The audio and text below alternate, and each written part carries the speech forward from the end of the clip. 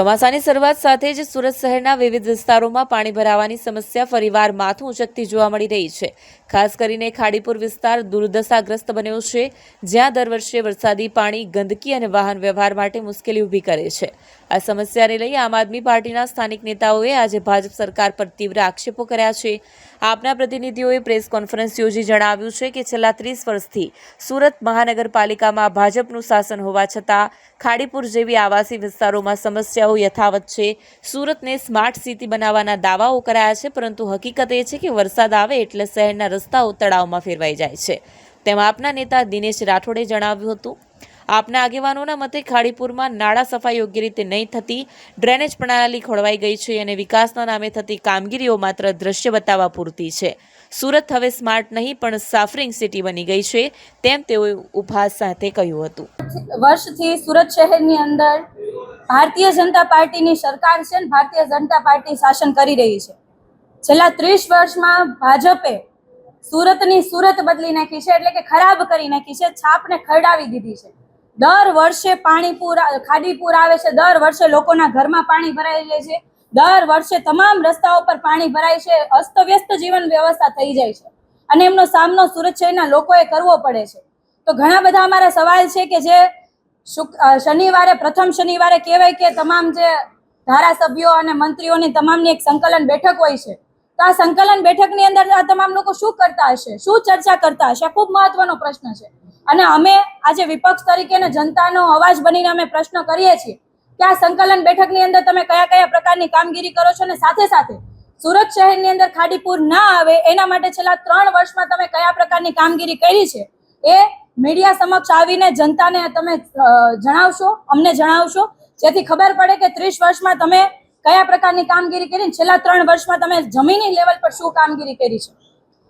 ખાડીની પરિસ્થિતિ ખાડીપુરથી આપણે સૌ જાણીએ છીએ, ખાડીપુર આવે છે, લોકો હેરાન થાય છે, લોકોનું જીવન અસ્તવ્યસ્ત થઈ જાય છે। દર વર્ષે ખાડીપુરમાં કોઈને કોઈ વ્યક્તિ પોતાનો જીવ ગુમાવે છે, તો આ જીવ ગુમાવે છે એમના માટે જવાબદાર કોણ? જે તમામ લોકોના ઘરોમાં પાણી ભરાઈ જાય છે, તમામ ઘર વખરી ખરાબ થઈ જાય છે, કોમર્શિયલ જગ્યાઓ પર પાણી ભરાઈ જાય છે, આ તમામ જે નુકસાની છે એ નુકસાનીનું વળતર કોણ આપશે, એના માટે જવાબદાર કોણ? સુરત મહાનગરપાલિકા, રાજ્ય સરકાર બધા ભેગા મળીને ટીપી સ્કીમો બનાવતી હોય છે અને આ ટીપી સ્કીમોની અંદર ફાઇનલ પ્લોટ કોર્પોરેશન અને રાજ્ય સરકાર બધા ભેગા મળીને ખાડીની અંદર મૂકે છે ફાઇનલ પ્લોટ। તો પછી તમે બીજા કોણ વ્યક્તિને કઈ રીતના કહેવાના? તમે પોતે જ નિયમોનું પાલન નથી કરતા તો તમે બીજાને કઈ રીતના કરાવવાના?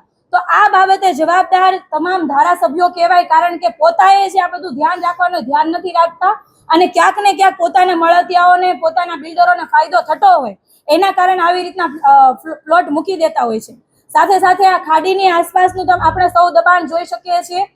બિલ્ડરોએ ખૂબ મોટા દબાણો કર્યા છે, મોટી મોટી માર્કેટો ઊભી કરી દીધી છે અને ખાસ કરીને આપણને સૌને ખબર છે મિલેનિયમ માર્કેટ, આ માર્કેટ ઊભી કરી દીધી છે। આજ દિન સુધી એના ઉપર કોઈ એક્શન નથી લેવાની, આજ દિન સુધી એમને હટાવવા માટેની કેમ કોઈ કાર્યવાહી નથી કરવામાં આવી, આ મોટો સવાલ છે। સાથે સાથે આજ ભાજપના નેતાઓએ પોતાના ઝીંગા તળાવો ગેરકાયદેસર રીતે અત્યારે ચલાવી રહ્યા છે।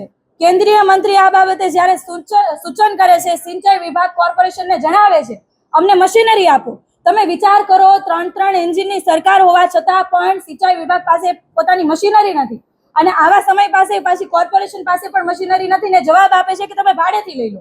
એટલે આ ખૂબ ગંભીર વિષય છે। એક તો મશીનરી નથી, સાથે સાથે આ જ ધારાસભ્યો કે જેમને લોકોએ મત આપીને લોકોના કામ કરવા માટે બેસાડ્યા છે, જે ગેરકાયદેસર રીતે ઝીંગા તળાવો ચલાવી રહ્યા છે, એ કેમ દૂર નથી થતા એ ખૂબ મોટો પ્રશ્ન છે। એ પણ પ્રશ્નનો જવાબ અને ખુલાસો આજની મીટિંગની અંદર આપે। સાથે સાથે કયા પ્રકારનું જે કામગીરી ખાડીપુર અટકાવવા માટેની કરવામાં આવી છે એનો પણ જવાબ આપે ને। જે ડાયવર્ઝન કરવાની વાત હોય તો ડાયવર્ઝન કરવા માટે વિપક્ષે છેલ્લા 3 વર્ષથી અમે લેટર પેડ દ્વારા, મૌખિક રજૂઆતો, વિરોધ દ્વારા વારંવાર આ શાસકોનું ધ્યાન દોર્યું છે, વારંવાર સૂચનો કર્યા છે, પરંતુ આજ દિન સુધી એ બાબતે કોઈ કાર્યવાહી કરવામાં નથી આવી અને અંતે ભોગ સીમાડા વિસ્તાર, પાસોદરા વિસ્તાર, વરાછા વિસ્તાર, કતારગામ વિસ્તાર, ત્યાંથી માંડીને પર્વત ગામ, તમામ વિસ્તારો પર પાણી ફરી વળ્યા છે ખાડીના। અને સૌથી મોટો સવાલ એ છે કે ભયજનક સપાટીથી નીચે ખાડી હોવા છતાં પણ તમામ જગ્યાઓ પર પાણી ફરી વળ્યા છે। એટલે આનો મતલબ એવો થાય કે મેનેજમેન્ટનો 100% અભાવ છે। વરસાદી લાઈન નાખવા માટે, નેટવર્ક નાખવા માટે કરોડો રૂપિયા ખર્ચા છે, પણ વરસાદી નેટવર્કનું જે આયોજન છે એમાં ક્યાંક ને ક્યાંક ખૂબ મોટી ખામી હોવાના કારણે, આયોજનના કારણે આજે તમામ વરસાદી લાઈનો ચોકઅપ હોય છે. સાથે સાથે પ્રી મોન્સૂનની કામગીરી માત્ર ને માત્ર કાગળ પર થતી હોય છે, જેના કારણે પહેલા જ વરસાદની અંદર જે કહેવાય ને તમામ વસ્તુ ધોવાઈ જતી હોય છે. એટલે છેલ્લે અમે એટલું જ કહીએ છીએ કે જે ભાજપી શાસકોએ છેલ્લા 30 વર્ષમાં માત્ર ને માત્ર કરોડો રૂપિયા પોતાના ખીચામાં અને મળતિયાઓના ખીચામાં નાખ્યા છે, જેનું પરિણામ સુરત શહેરની જનતા ભોગવે છે. અને માત્ર શનિવારે મિટિંગો કરીને, મોટી મોટી વાતો કરીને જતું રહેવું એ નથી, લોકોને મૂર્ખ બનાવવું એ યોગ્ય નથી. અમે સુરત શહેરના લોકો વતી આપને પૂછીએ છીએ કે આ તમામ પ્રકારના જે અમારા સવાલો છે એમનો ખુલાસો આજે આ પ્રેસ મીડિયાના માધ્યમથી આપશો એવી નમ્ર અરજ છે.